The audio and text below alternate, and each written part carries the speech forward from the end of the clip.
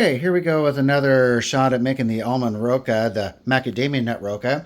This time I'm doing a little bit pre-prep early in advance, a little bit smoother. I've got my macadamia nuts ready to go in a parchment paper sheet. Last time I used wax, which didn't work as well as I wanted to.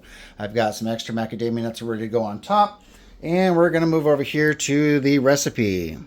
All right, so this basically calls for, the recipe calls that I'm using calls for 1 cup of butter, but I'm going to double the recipe to make it fit my pan. So it's going to be 4 cubes, so 2 cups of butter.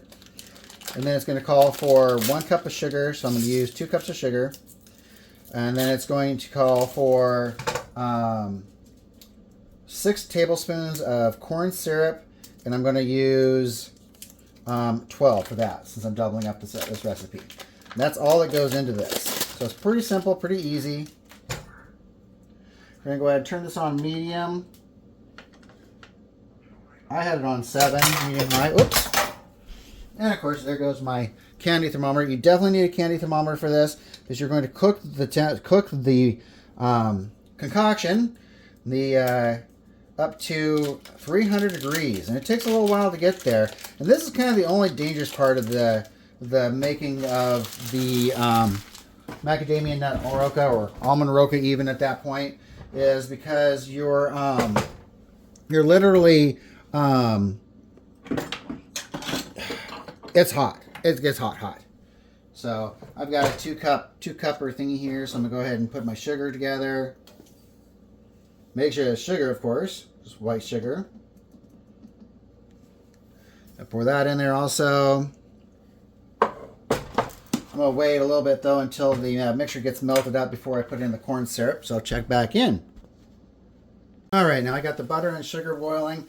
One of the things that I like to do on this is also make sure you're using a silicone ladle, spatula, whatever, stirrer. And then I also make sure that I've got like a hard plate to put things on, because this stuff gets really sticky at a certain point. Now I got to add the light corn syrup. It wants 6 per batch, so I got to do 12 of these.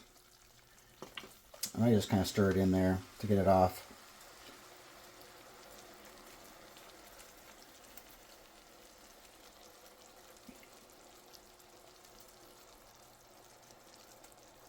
Four, 5, 6. So I need like 12 of these though. I think on my last batch I did only like 11 or 10. After a while you start thinking you're putting quite a bit of corn syrup in there.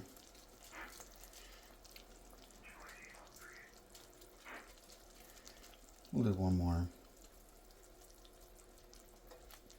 Stir it around. And then I'm going to go ahead and put my candy thermometer on. And it needs to get up to 300. So basically I'm going to stir it occasionally.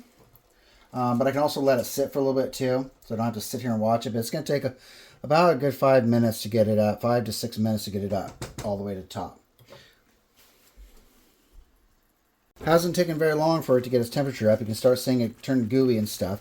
I just put my candy thermometer in the way. Last time I had a little big problem. Notice I used a bigger pot this time. Because man, this stuff gets sticky if you get it all over everything. Once it starts cooling and gets on everything, it's so hot. We're at 250 right now. You see it's bubbling. It's getting there. We want it when it's gold and brown. You can definitely tell the difference when this starts approaching 300 degrees in the color. You notice it's like turning like a golden brown. It's getting there. Boy, except when I stir it, it always hits this candy thermometer and it wants to spill over. How annoying, right? If anyone has any suggestions and tips how to keep that candy thermometer there without spilling it, I'd be appreciated. But you can see we're just about to 300 degrees.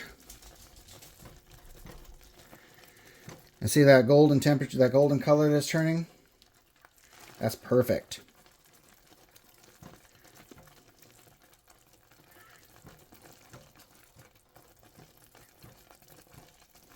All right, we're going to take that out.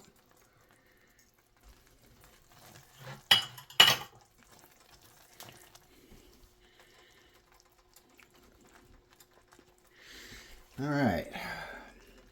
Go ahead and turn that off. And basically, we're just going to pour it over into our mixture, onto our routine. Oh, and this pot is hot. Even the handles are hot. That's kind of the bad thing about working with this, is that it's really hot stuff. Even the handles on the pot here that I'm using right now are hot, hot, hot.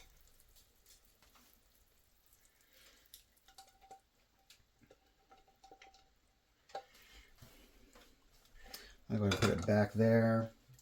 And then basically we're going to smoothen this out as much as possible.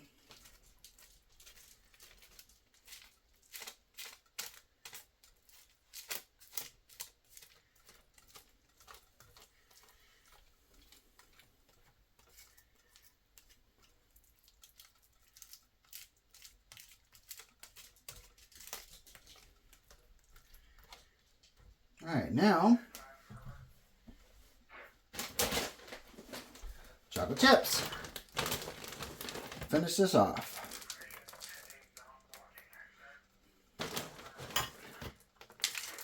Let's just put them on top. This mixture is so hot, it's going to go ahead and melt your chocolate chips for you.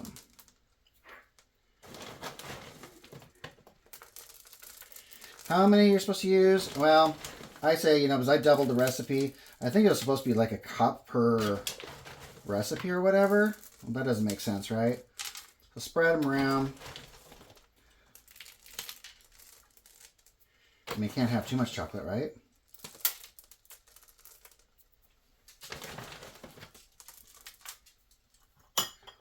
And then basically it's going to start melting them. We'll see if we need to add any more chocolate.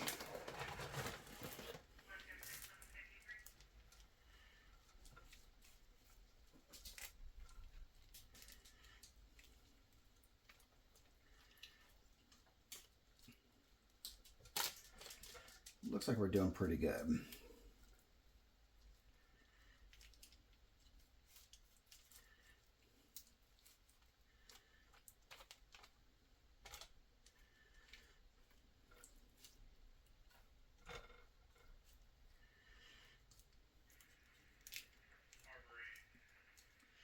I'd pause the video, but I'm in the middle of something doing this. And I would cut it and make it work, but it's almost done. See, just mix it around. Get flat all the way around.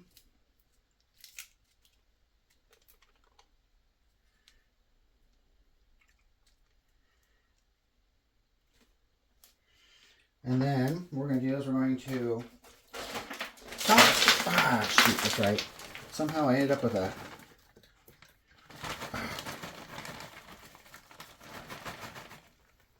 This isn't working right. I lost a bunch of them out of my bag. I forgot that I had a hole in the bottom of the bag. Okay, well, I didn't plan on that big mess happening, but I think I've got everything pretty much straightened up, got everything sprinkled up. I would have liked to have had a little bit more sprinkled, but that's what I'm going to do with this one. Now I'm going to take and refrigerate it for about an hour, and they'll be ready to break up. Check back with me in an hour. Wow, and we're back a little bit about an hour afterwards, and man, look at this result. I think it turned out pretty perfect. Let's see. Oh, look at that. Perfect hard. Mmm. Turned out perfect. Now all you have to do is just break it apart and store it. That's all there is to it.